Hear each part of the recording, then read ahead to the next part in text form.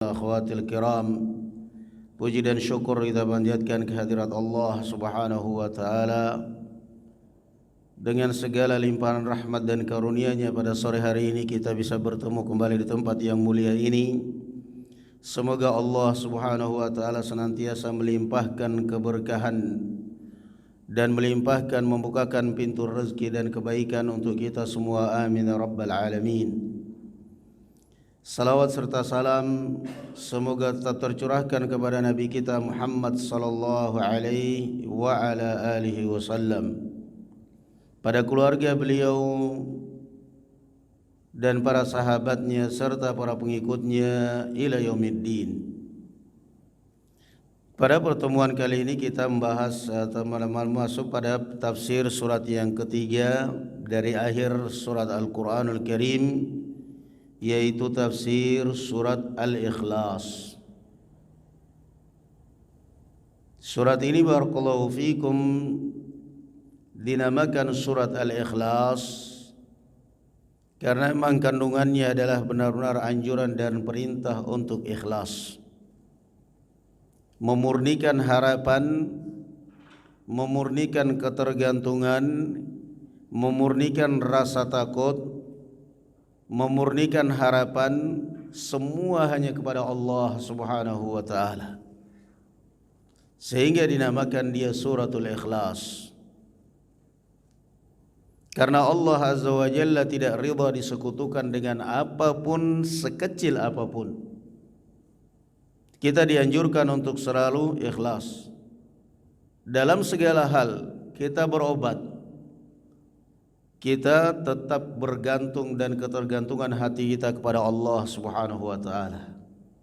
Obat maupun dokter bisa bermanfaat kalau dengan izin Allah Subhanahu wa taala. Dokter spesial dan obat spesial, kalau Allah Azza wa Jalla berkehendak meninggal, tetap aja meninggal.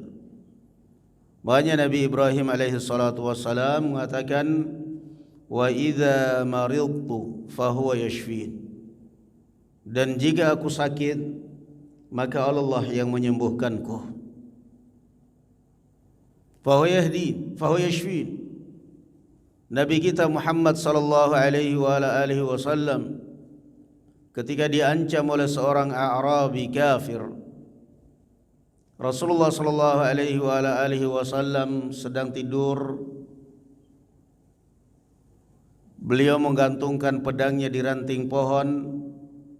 Para sahabat ridwanullah alaihim ajma'in sengaja meninggalkan Rasulullah biar beliau istirahat tenang karena habis perang safar. Mereka mendapatkan sebuah pohon rindang.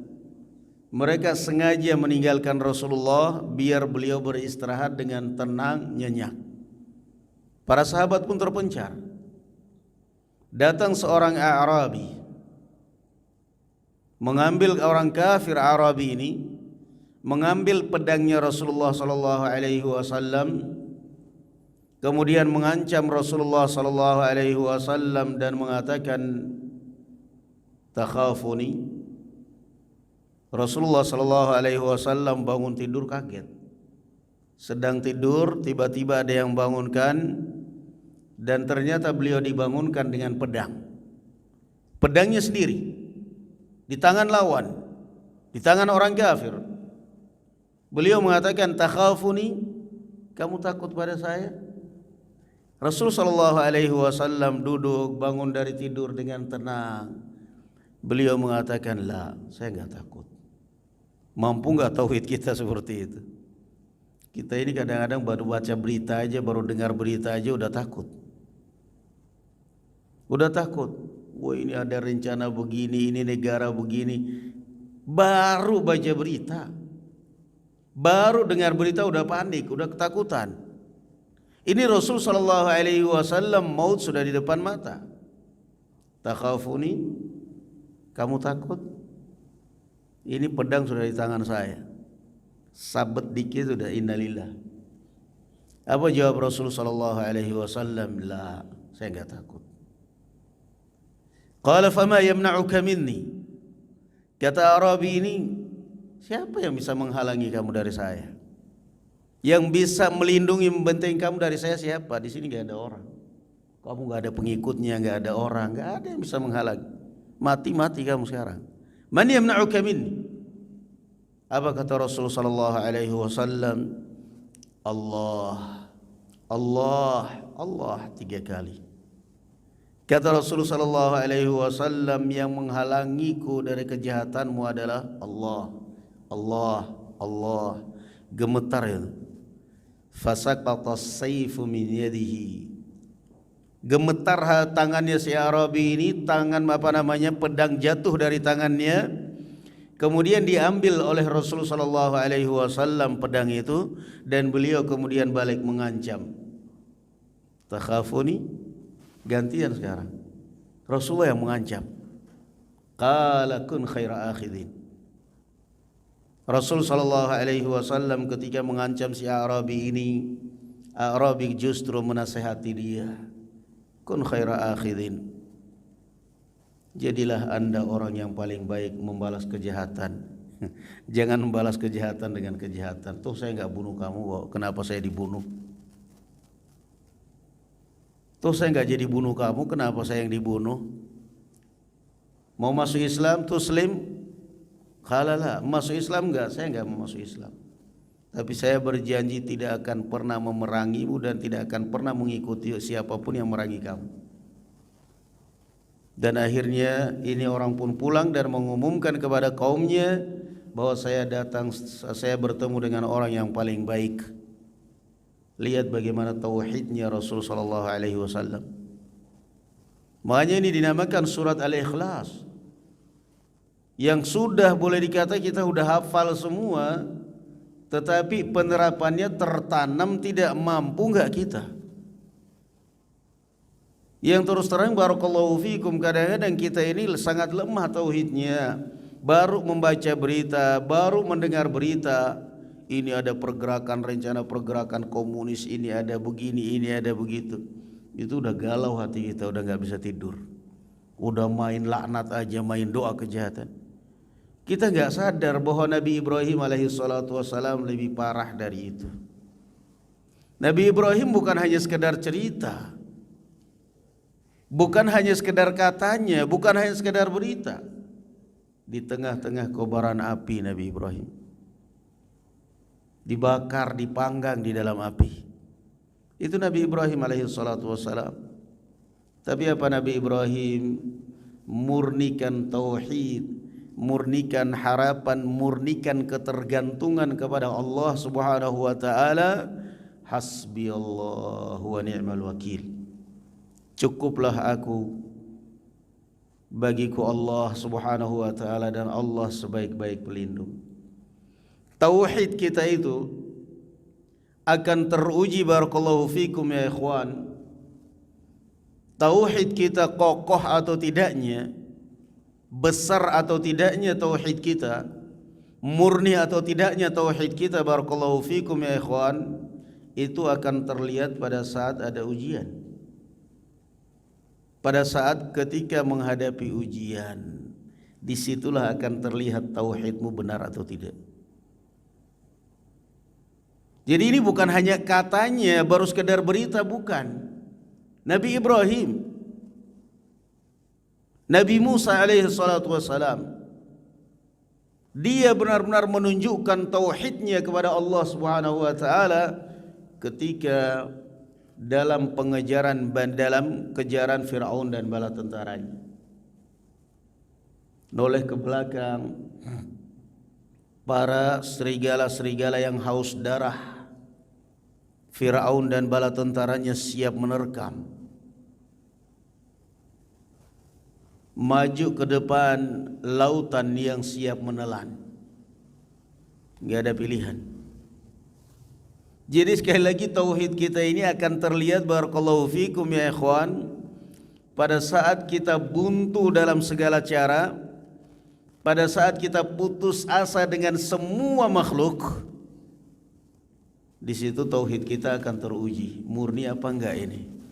Kalau kita takut, panik duluan, nah disitulah ujian tauhid kita.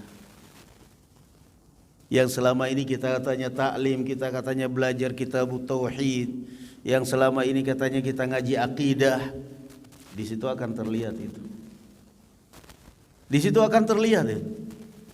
Benar apa enggak tauhid kita?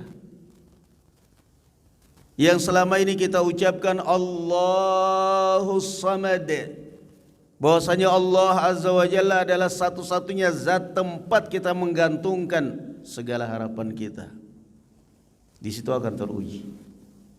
Nabi Musa, di depan yang dilihat hanya lautan yang siap menelan, di belakang singa-singa, serigala-serigala yang siap menerkam.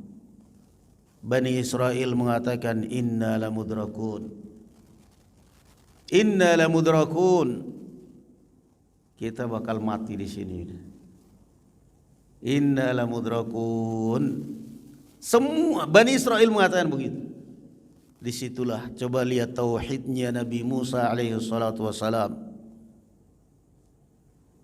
Nabi Musa mengajarkan kepada kita keteguhan tauhid, keteguhan iman. Nabi Musa seorang diri mengatakan qala kalla inna ma'iya rabbi sayahdin. Kata Musa alaihi salatu wassalam, tidak mungkin kita binasa di sini. Ada Allah Subhanahu wa taala yang bakal memberikan petunjuk bagaimana cara menyelamatkan diri kita. Apa Nabi Musa berfikiran ada cara? Enggak ada cara. Apa Nabi Musa alaihi salatu wassalam pada saat itu kira-kira masih ada alternatif? Enggak ada alternatif. Membelah bumi, masuk dalam bumi enggak mungkin, membelah lautan enggak mungkin, terbang enggak mungkin. Nabi Musa alaihi salatu wassalam buntu kalau dipikir segala cara buntu. Sama dengan Bani Israel, buntu kalau dipikir dengan secara manusiawi. Secara teknologi buntu. Mau apa? Mau nyebrang enggak ada kapal. Tetapi sekali lagi saya ingatkan, tauhid kita akan teruji pada saat kita sudah tidak ada cara kecuali hanya Allah Subhanahu wa taala. Di situ akan teruji. Qala kalla inna ma'iya rabbi sayahdin. Apa kemudian harapan Nabi Musa sia-sia? Sama sekali tidak sia-sia. Harapan Nabi Musa alaihi salatu wassalam tidak sia-sia. Fa'auhayna ila Musa an idrib bi'asakal bahr. Allah wahyukan kepada Nabi Musa, perintahkan Musa, wahai Musa, pukulkan tongkatmu ke laut. Pernah berpikir Nabi Musa kalau ini tongkat sakti bisa membelah lautan? Pernah berpikir Nabi Musa, pernah diisi Nabi Musa tongkatnya ini diisi dengan ilmu sihir supaya suatu saat bisa berubah menjadi ular, suatu saat bisa membelah lautan? Enggak pernah diisi apa-apa. Ini tongkat hanya kayu biasa. Tongkat yang gunanya kata Nabi Musa alaihi salatu wassalam, wa ma tilka biyaminika ya Musa. Ditanya oleh Allah Azza wa Jalla, apa itu yang di tangan kananmu hai Nabi Musa? Apa yang kamu pegang? Allah mengatakan, tongkat hiya asaya atawakkau 'alaiha wa ahushu biha 'ala ghanami wa liya fiha ma'aribu ukhra. Yang ketika ditanya oleh Allah Azza wa Jalla, apa itu di tangan kananmu hai Nabi Musa? Nabi Musa menjawab, ini adalah tongkat saya ya Allah. Atawakkau 'alaiha. Saya gunakan untuk sandal, untuk untuk pegangan saya kalau jalan bisa berpegangan padanya. Wa usybiha ala ghanami, kalau lagi menggembala kambing ya saya pakai untuk giring kambing. Tongkat pakai untuk giring kambing. Waliya fiha ma'aribu ukhra, ya ada lagi manfaat-manfaat yang lain.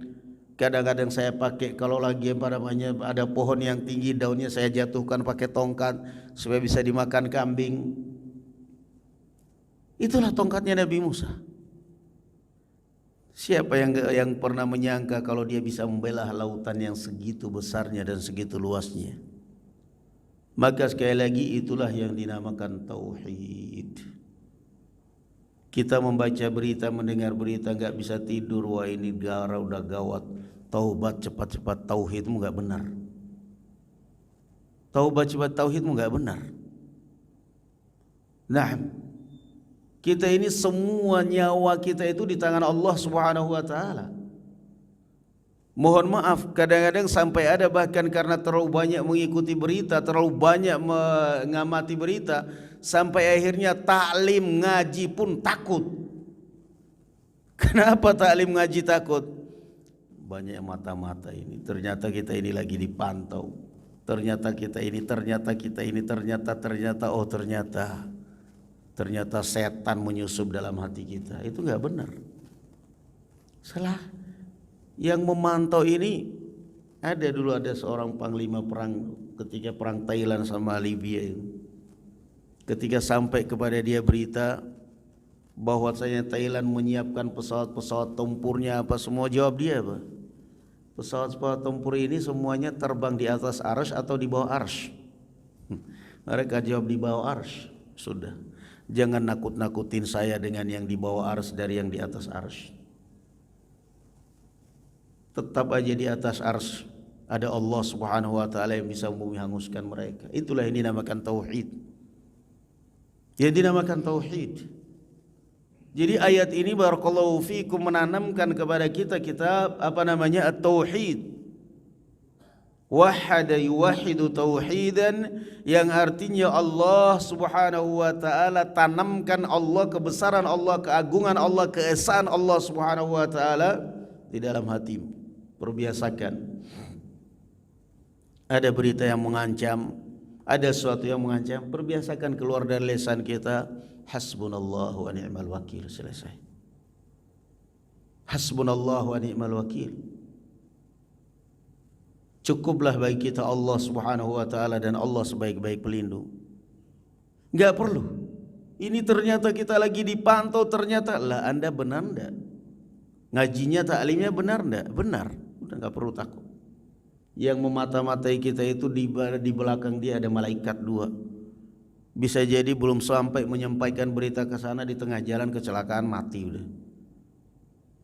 Itulah iman dan itulah tauhid. Barakallahu fikum. Surat ini barakallahu fikum ya ikhwan, qul huwallahu ahad, disebutkan oleh Imam Ahmad bin Hanbal rahimahullahu taala di dalam asbabun nuzulnya bahwa al-Yahud disebutkan oleh Imam Ahmad dan juga Tirmidzi bahwasanya kaum musyrikin dan al-Yahud mereka bertanya kepada Rasul sallallahu alaihi wasallam, ya Muhammad, sif lana rabbak. Wahai Muhammad, Tuhan yang Anda sembah itu coba kamu bisa mengenalinya? Apa kamu bisa mengenalinya? Sif lana rabbak. Kalau kami kan jelas Tuhan kami. Ini orang Yahudi versinya mereka kaum musyrikin.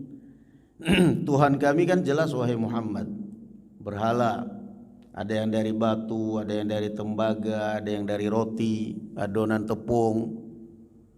Lah Anda ini wahai Muhammad selama ini menyembah Allah. Sif lana rabbak. Tuhan yang Anda sembah itu wahai Muhammad terbuat dari apa? Dari tembikarkah, dari emaskah, dari apa coba? Sif lana rabbak. Maka turunlah ayat Allah Subhanahu wa taala, qul, khitab fi'il amr, ay qul ant. Qul ant, katakan Anda wahai Muhammad kepada mereka Yahudi dan kaum musyrikin, huwallahu ahad. Qul huwallahu ahad. Katakan bahwa Tuhan yang saya sembah ini adalah Allah satu-satunya dan tidak ada di dunia ini yang menyerupainya. Allahu ahad. Kalian bayangkan sekarang? Jadi al-Yahud wan-Nasara wal musyrikin disuruh oleh Allah Azza wa Jalla suruh membayangkan itu, bisa kebayang enggak? Qul huwallahu ahad. Katakan kepada mereka bahwa Tuhan yang saya sembah adalah Allah Subhanahu wa taala ahad, satu-satunya zat dan tidak ada satupun di dunia ini yang menyerupainya bahkan di akhirat. Kita bisa membayangkan zat yang seperti itu? Langit bisa kita lihat. Jadi dari situ saja ini bahasa, dari bahasa seperti ini aja, qul huwallahu ahad.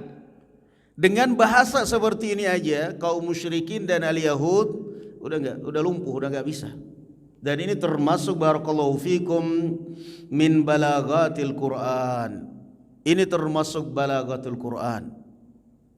Sekarang kalau ada orang kita ceritakan kepada seseorang, seperti misal Nabi Yusuf. Nabi Yusuf misalnya, ketampanan, kegantengan Nabi Yusuf yang membuat wanita-wanita di Mesir begitu melihat Nabi Yusuf sampai berdarah jari jemari mereka terpotong gak sadar. Itu aja udah kita bayangkan gimana itu. Bagaimana kegantengannya Nabi Yusuf. Sepertinya belum ada lah seganteng-gantengnya manusia di dunia ini, kayaknya belum ada seperti itu. Sampai wanita-wanita yang mengiris buah ternyata gak terasa jarinya yang diiris karena melihat ketampanannya Nabi Yusuf. Padahal banyak manusia, banyak laki-laki di dunia ini. Tapi barakallahu fikum, ini Allah subhanahu wa ta'ala, qul huwallahu ahad. Katakanlah wahai Muhammad kepada mereka bahwa Tuhan yang saya sembah, bahwa Allah azza wa jalla yang saya sembah, ahad, adalah satu-satunya zat dan tidak ada yang menyerupainya apapun di dunia ini. Udah, kalian pikirkan diri aja itu, stres gak bakal bisa. Udah, qul huwallahu ahad, segitu aja udah mentok orang. Udah, apa kalau begitu? Mereka membayangkan bahwa Rasulullah ini akan cerita Tuhan yang dia sembah itu terbuat dari emas, yang gambarannya begini, yang gambarannya begini, yang ini, yang tangannya begini, yang begini. Itu yang mereka harapkan. Itu yang mereka inginkan, supaya bisa menghujat Rasul sallallahu alaihi wasallam. Kalau memang seperti itu yang Anda sembah wahai Muhammad, bedanya apa dengan sembahan kami? Daripada kita harus berbeda, mending sama aja. Tapi ternyata Rasul sallallahu alaihi wasallam menjawab pertanyaan mereka bahwa apa yang dia sembah itu memang lain dengan yang lain. Lain dengan apa yang kalian sembah. Qul huwallahu ahad. Ini tidak dibuat manusia seperti yang kalian buat. Ini tidak dilahirkan manusia seperti kalian. Ini tidak dibuat oleh alam. Ini adalah qul huwallahu ahad. Makanya termasuk zikir kepada Allah Subhanahu wa taala ya ikhwan, ketika kita mengatakan hari Ahad, Ahad. Jangan hari Minggu sebisa mungkin. Karena apa? Hari Ahad, Ahad termasuk nama Allah Subhanahu wa taala. Ahad, hari pertama. Dan dialah Allah Subhanahu wa taala Ahad, satu-satunya. Bilal ibn Rabah ketika disiksa oleh kaum musyrikin, beliau mengatakan hanya satu kalimat, Ahad, Ahad, Ahad. Apa pelajaran yang dapat kita ambil ya ikhwan dari kisah Bilal bin Rabah ini?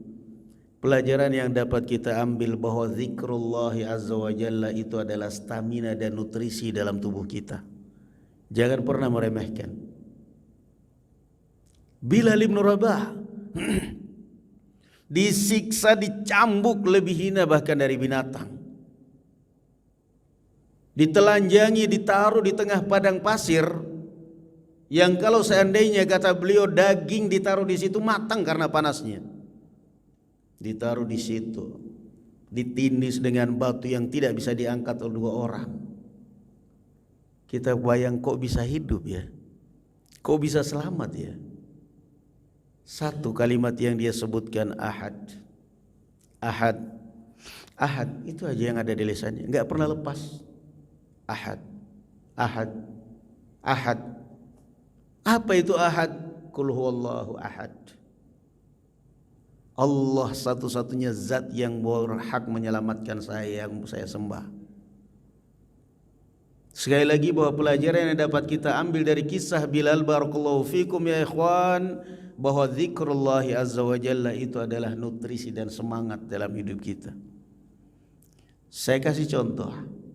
Ketika antum mengikuti berita-berita televisi sekarang lah taruhlah, Ha? Medsos lah. Berita-berita bahwa ini ada komunis begini, ini China sudah begini, ini begini. Itu hati kita itu rasanya kecil.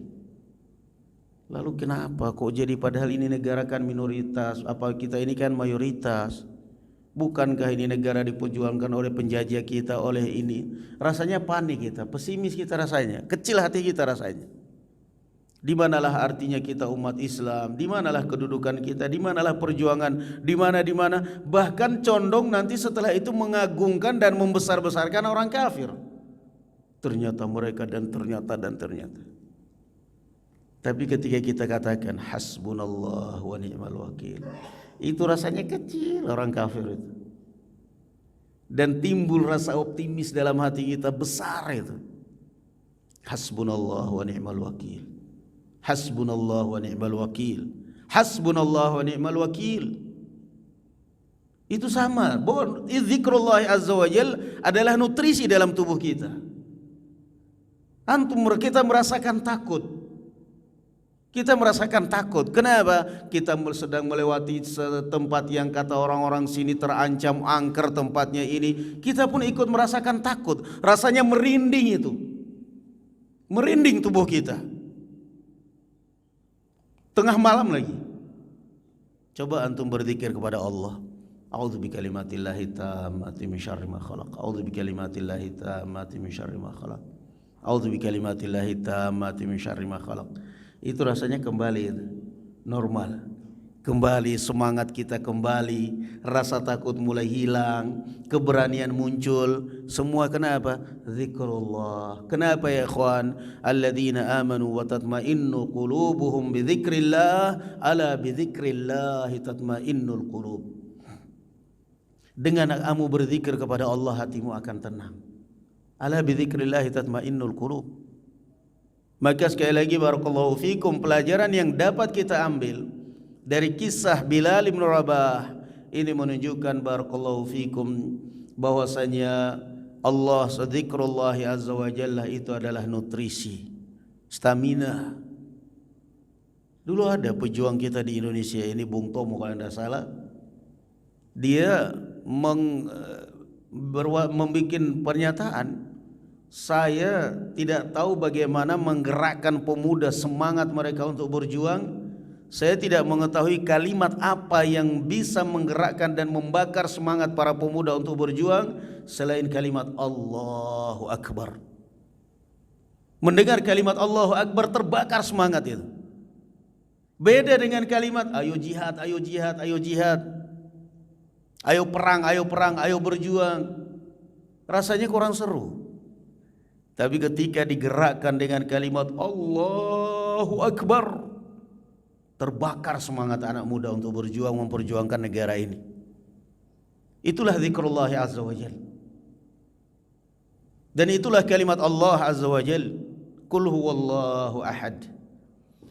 Surat ini dikatakan oleh Rasulullah sallallahu alaihi wa ala alihi wasallam ta'dilu thulutsal Quran. Mengimbangi sepertiga Al-Quran. Rasulullah mengatakan, siapa di antara kalian yang tidak mampu untuk membaca sepertiga Al-Quran setiap malam? Sahabat mengatakan, siapa yang mampu ya Rasulullah? Berat. Maka beliau mengatakan, Qul huwallahu ahad ta'dilu thulutsal Quran. Qul huwallahu ahad itu sama dengan sepertiga Al-Quran. Tapi kita harus pahami bahwa maksudnya bukan berarti menggantikan. Mengimbangi itu bukan berarti menggantikan. Ntar lagi akhirnya sholat di Masjidil Haram, pulang habis umroh, habis haji nggak sholat. Karena saya sudah sholat di Masjidil Haram dan itu keutamaannya 100.000 kali dibandingkan sholat di masjid lain. Dihitung 100.000 kali libur sholat. Mengimbangi itu bukan berarti menggantikan. Harus difahami. Nah, mengimbangi bukan berarti menggantikan. Ada orang yang taklim, misalnya taklim yang datang satu orang, tapi orang ini masya Allah datang masya Allah. Walaupun satu tapi ini orang menggantikan 1.000 orang. Tetap aja lain kalau yang datang 1.000 orang dengan satu orang. Jadi mengimbangi bukan berarti menggantikan. Maka bukan berarti ketika membaca Al-Quran Qul huwallahu ahad, alhamdulillah sepertiga saya udah baca, diulangi lagi alhamdulillah udah dua. Tidak, mengimbangi bukan berarti menggantikan.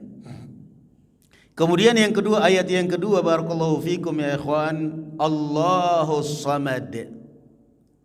As-Samad ada dua makna, ay annahul kamilu fi sifatih alladhi iftaqarat ilaihi jami'u makhluqatih.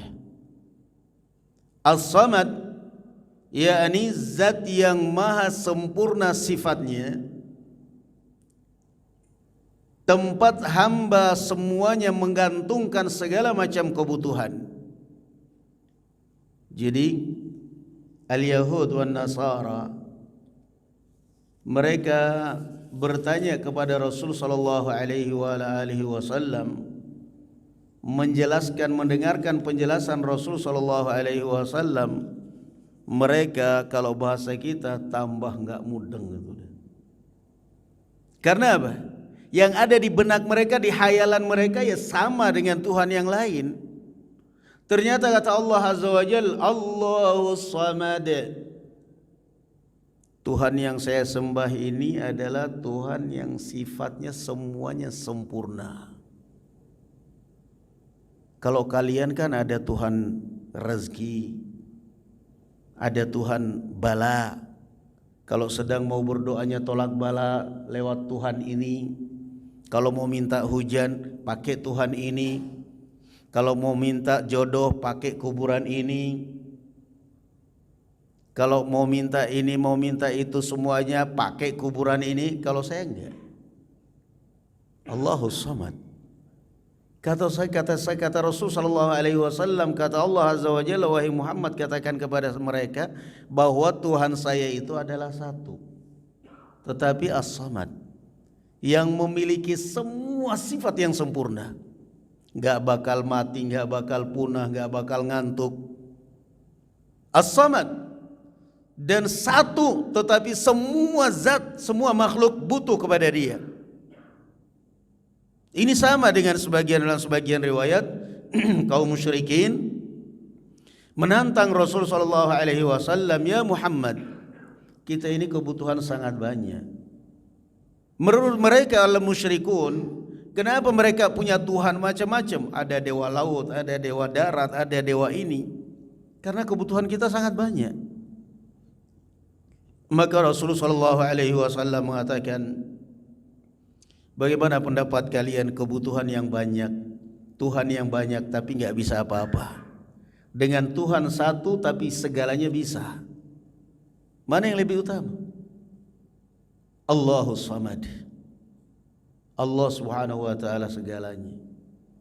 Maka ayat ini barakallahu fikum ya ikhwan, perhatikan, sekali lagi menanamkan kepada kita kebesaran tauhid. Apa sih hidup kita ini? Pegang firman Allah Subhanahu wa taala, alladzina amanu wa lam yalbisu imanahum bidzulm ulaika lahumul amnu wa hum muhtadun.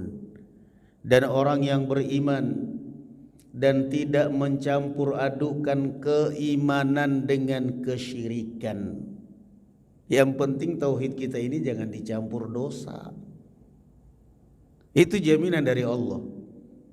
Kamu bertauhid, kamu mengikrarkan tauhid, ada satu syarat yang Allah minta. Jangan kamu campurkan tauhidmu itu dengan dosa.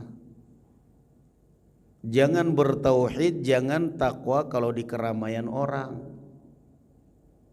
Giliran di handphone bermaksiat. Giliran sendirian bermaksiat, enggak bakal. Tauhid itu enggak akan begitu terasa. Allah Azza wa Jalla memberikan dua syarat.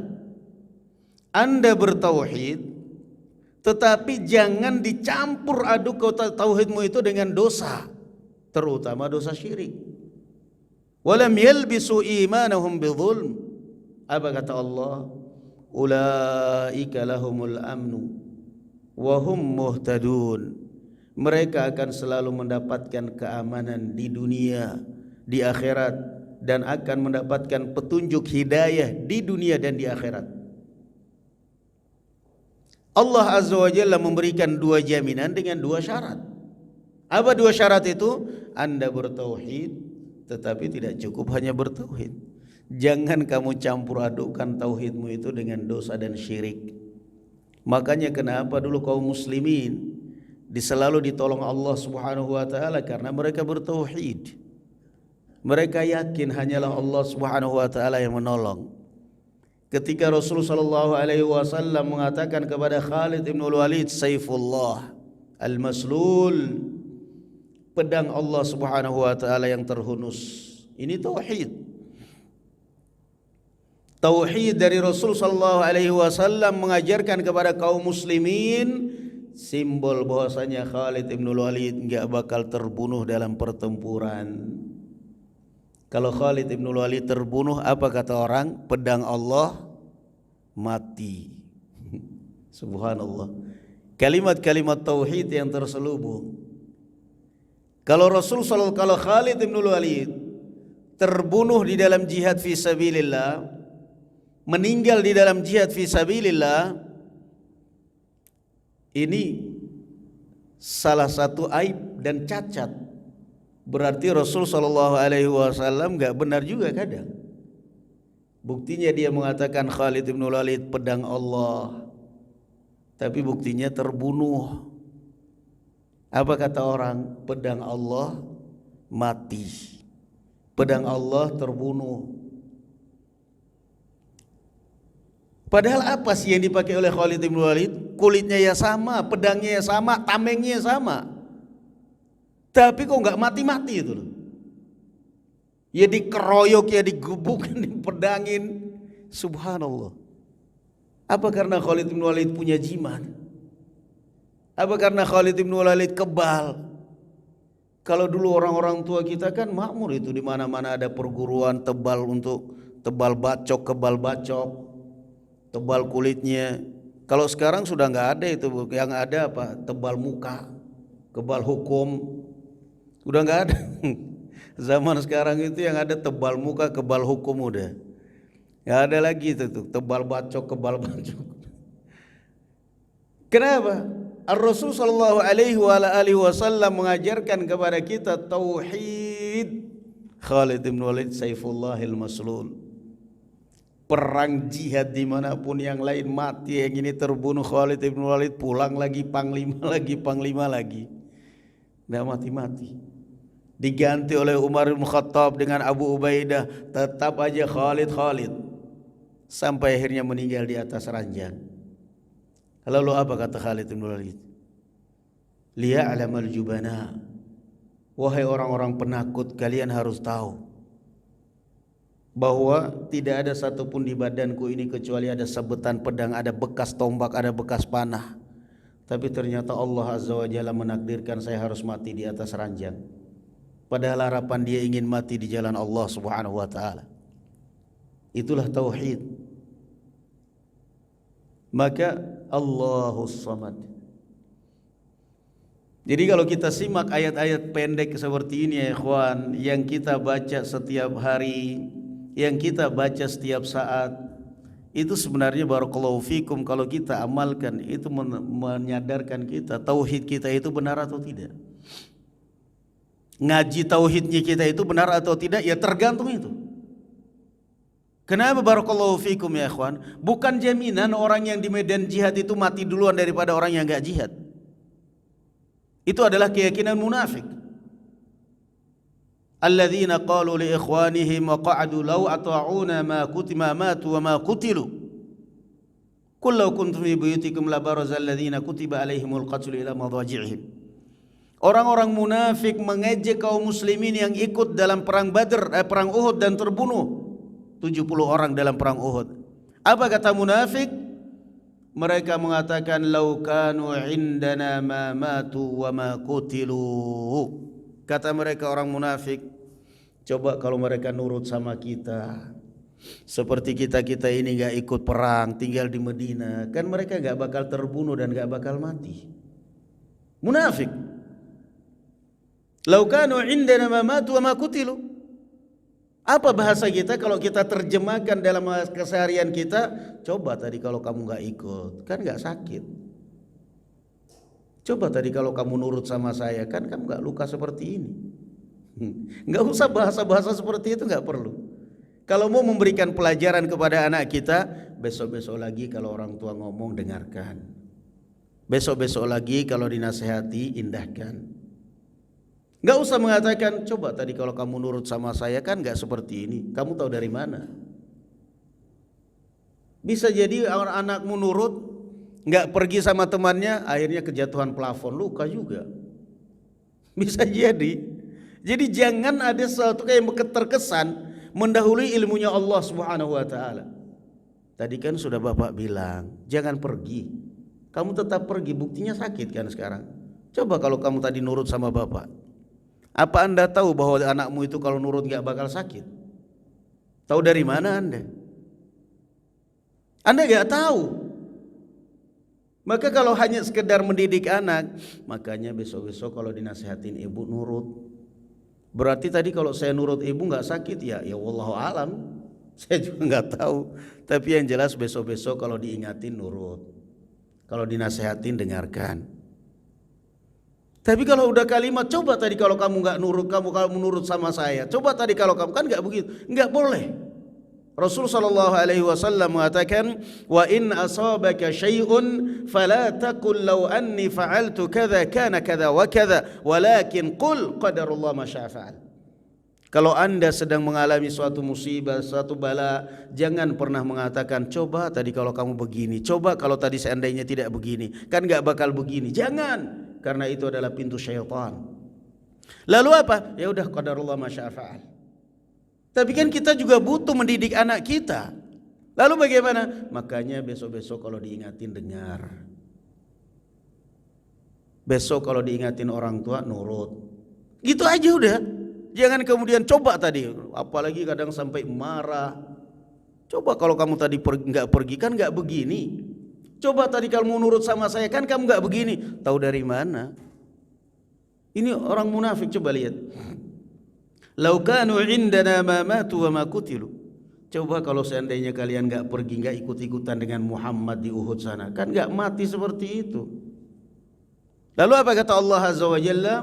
Qul law kuntum fi buyutikum labarazal ladzina kutiba alaihimul qatlu ila madaji'ihim. Kata Allah Azza wa Jalla, wahai kaum munafiqun, bukankah kalian pernah menyaksikan sendiri orang-orang mati di atas ranjang tempat tidurnya tanpa ada sebab? Law kuntum fi buyutikum, kalau kamu mengurung diri kalian di dalam rumah-rumah kalian, Allah menakdirkan kamu mati di atas ranjangmu juga bakal mati. Selesai. Ada anggota TNI barusan dilantik dapat tugas pertama di Papua. Waduh, spot jantung ini. Papua. Bayangin udah macam-macam aja itu. Tapi kalau seandainya dia memang tawakal kepada Allah, imannya kuat, bismillah. Daripada saya ditugaskan di Aceh, mati gak jelas statusnya karena yang diperangi Islam. Papua ini jihad fisabilillah. Yang berangkat ke Papua, baru mendarat di Papua, temannya yang gak berangkat yang sujud syukur, alhamdulillah sujud syukur saya nggak, nama saya nggak disebut tugas di Papua. Yang mendarat di Papua barusan turun dari bandara, turun dari pelabuhan, yang di sini udah innalillahi wa inna ilaihi rajiun di Jawa. Kenapa? Itulah ajal dan itulah tauhid. Lalu apa yang membesarkan hati kita? Tanamkan di dalam hati kita tauhid. Gak jaminan orang yang diperang itu mati duluan. Gak jaminan orang yang jihad itu mati duluan. Gak jaminan, wahai munafiqun. Mencaci kaum muslimin yang terbunuh, yang perang Uhud. Lau kanu indana ma matu wa ma qutilu. Coba kalau mereka nurut, kan gak bakal terbunuh, gak bakal mati. Maka sekali lagi kalimat ini hindari, barakallahu fikum. Hindari. Jangan nasihati anak kita, coba kalau kamu nurut sama saya tadi, coba kalau kamu, coba, gak usah. Itu justru akan melemahkan hati kita dan mematahkan semangat anak kita. Tapi kita bangkitkan semangatnya. Naam, qadarullah ma syaa fa'al. Allahus samad. Kemudian ayat yang berikutnya, lam yalid wa lam yulad. Lam yalid, Allah Subhanahu wa taala lam yalid, tidak beranak. Wa lam yulad, tidak pula diperanakkan. Tambah bingung mereka. Tambah bingung mereka. Al-Yahud wal musyrikin. Tuhan apa ini yang disembah Muhammad ini? Tuhan satu-satunya, tidak ada satupun yang menyamainya di dunia ini. Allahus Samad, mampu segala-galanya. Allahus Samad, tempat semua makhluk menggantungkan hajatnya. Anda butuh apa? Butuh jodoh, doa kepada Allah Subhanahu wa taala. Tapi saya butuh perantara. Perantara lewat ibu kamu lebih terkabulkan daripada lewat kuburan wali. Ke kuburan wali hanya untuk minta jodoh. Lebih cepat lewat ibumu. Bu, ibu kan punya majelis pengajian. Ibu kan punya ibu-ibu majelis, ibu-ibu arisan. Coba bu, dekatin bu, barangkali ada ibu-ibu di temannya ibu yang punya anak cewek cantik, cakep untuk saya. Ibu langsung ngabulkan, ada nak, insya Allah nanti saya hampirin. Itu lebih cepat terkabulkan daripada lewat kuburan. Jauh-jauh kuburan hanya untuk doa minta jodoh. Kapan doanya? Kapan terkabulkannya? Yang dikubur aja nggak punya jodoh sampai mati kok. Kadang-kadang orang ini insya Allah akalnya kemana gitu loh. Ngapain sih? Kuburan wali cari apa? Cari jodoh. Salah. Lebih cepat kamu cari jodoh lewat ibumu. Bu, ibu kan punya majelis arisan. Punya. Berapa anggotanya bu? 50. Mesti ada salah satu ibu-ibu yang punya anak cewek bu. Tolong carikan di situ. Carikan 2 hari. Nak, saya udah dapat jodoh kamu. Tinggal nanti lihat aja cocok apa ndaknya. Orangnya baik, cakep, ini semua sekolah pendidikan dewasa. Senang. Sementara bolak-balik ke kuburan wali gak dapat. Yang didapat cuman air katanya. Katanya ini si air berkah diminum bikin sakit perut. Jadi apa namanya? Coba lihat ini. Lam yalid wa lam yulad. Tuhan yang saya sembah ini tidak pernah lahir dari manapun dan tidak pernah dilahirkan oleh siapapun. Terus apa? Ya udah pikir aja sendiri. Makanya salah kita itu kalau memikirkan Allah Subhanahu wa taala. Enggak bakal sanggup kita. Kita mau memikirkan Allah itu bagaimana sih? Allah itu bagaimana sih? Stres kita. Makanya Allah Azza wa Jalla memikirkan kita untuk berpikir memikirkan makhluk. Tadabbur alam. Alam semesta yang segini luas berarti menunjukkan adanya Allah Subhanahu wa taala. Titik.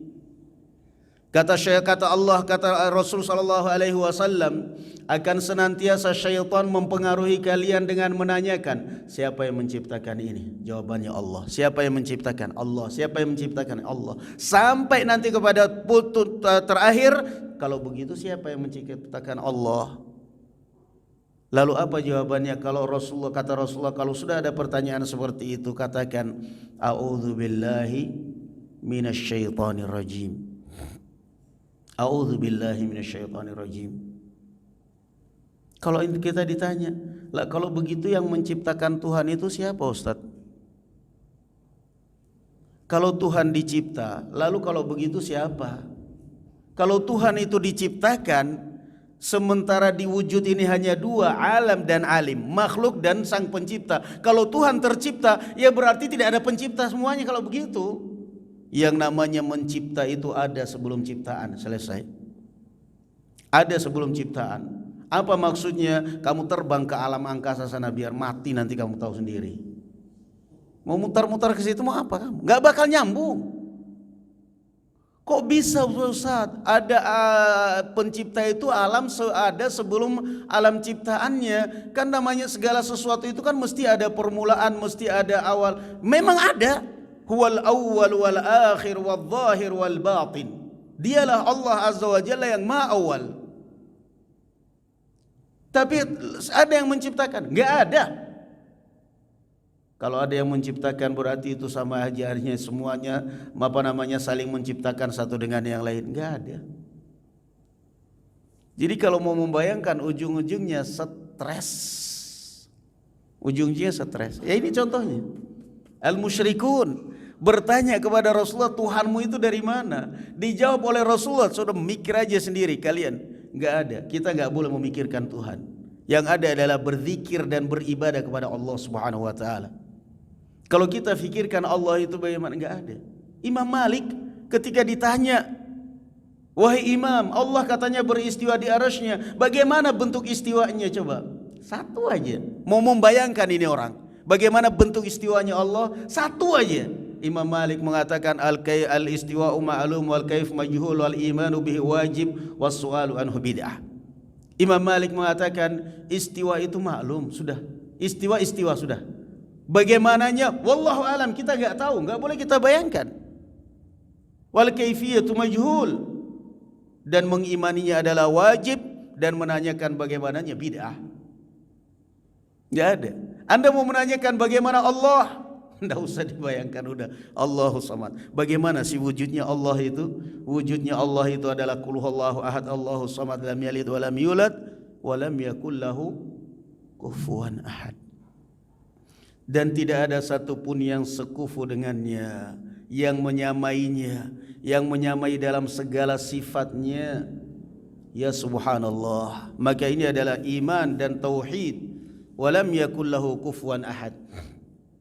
Kalau kita membaca wa yabqa wajhu rabbika dzul jalali wal ikram, dan akan tersisa wajah Allah yang mulia. Katakan Allah mempunyai wajah. Bagaimana wajahnya Allah? Wa lam yakul lahu kufuwan ahad. Enggak ada yang menyerupai. Allah Subhanahu wa taala punya tangan. Katakan Allah punya tangan. Bagaimana tangannya Allah? Walam yakul lahu kufuwan ahad. Enggak ada yang menyerupai. Sederhana kan? Tapi kalau kita sudah mau mentakwil, maksudnya tangan itu adalah kekuasaan.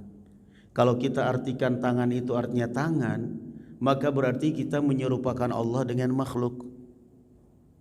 Terus bagaimana berarti? Ya kita artikan bahwa tangan itu adalah kekuasaan. Bedanya apa, Pak? Kalau kamu artikan tangan adalah kekuasaan, bukankah di dunia ini banyak para penguasa? Rumah tangga saya itu kekuasaan saya. Kalau ada orang mengacak-acak dalam rumah, ya saya marah. Kenapa? Ini wilayah kekuasaan saya. RT itu kekuasaan RT. RW itu kekuasaan RW. Kelurahan itu kekuasaan Pak Lurah. Jadi kalau Anda mau lari mengatakan bahwa tidak boleh mengatakan Allah punya tangan karena otomatis menyerupakan Allah dengan makhluk karena makhluk punya tangan, lalu Anda artikan apa tangan itu? Kekuasaan. Bukankah di dunia ini banyak manusia yang punya kekuasaan? Mau diartikan apa kalau begitu ya? Lari aja, lari loh. Yang namanya kesesatan itu mutar kayak kipas angin, kayak obat nyamuk. Tetap aja salah-salah. Loh, apa beratnya kamu katakan Allah punya tangan tetapi walam yakul lahu kufuwan ahad? Enggak ada satupun yang serupa dengan tangan Allah Subhanahu wa taala. Beratnya apa? Kalau kita katakan wajah, masa iya yang tersisa cuma wajah Allah? Memang apaan ini tanya? Oh, maksudnya wajah ini kekuasaan. Kembali lagi akhirnya maksudnya kekuasaan.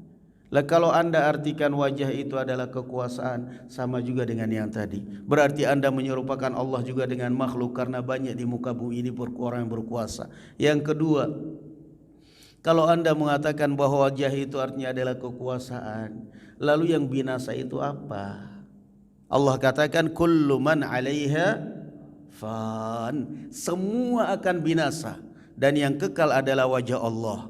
Kalau kamu artikan kekuasaan, semua akan binasa, yang kekal adalah kekuasaan Allah. Dan terus yang binasa tadi berarti bukan kekuasaan Allah itu. Oh, orang ngajak bingung, kita ajak bingung sekalian udah. Kita bikin bingung sekalian aja dia. Lah Anda tadi mengatakan yang tersisa itu wajah Allah, maksudnya kekuasaan. Enggak boleh diartikan wajah. Karena kalau diartikan wajah nanti menyerupakan.